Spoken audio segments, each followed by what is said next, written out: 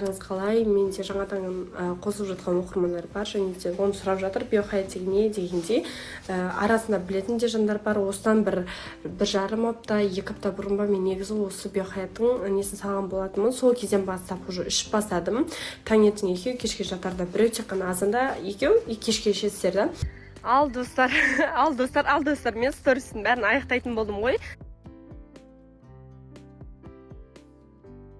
Енді кеш батты, бірақ сіздерге айта кетейін, то что менің алдынан бері айтып келе жатқан Айсел ханым, яғни менің өзімнің жеке нумерологым десем болады. Егер менің атынан барған жандарға 1000 теңгеге барлығына 1000 теңгеге скидкамен прогнозын жасап беретін болады. Яғни кімнің жолы болмай жатыр, например, машина алғысы келеді, үй алғысы келеді, біреу жұмысынан жолы болмай жатады, біреу жар табуынан, например, өмірде қаншама проблемалар бар ғой. Яғни отбасымен ұрысып қалатындар бар, жігітімен арасында.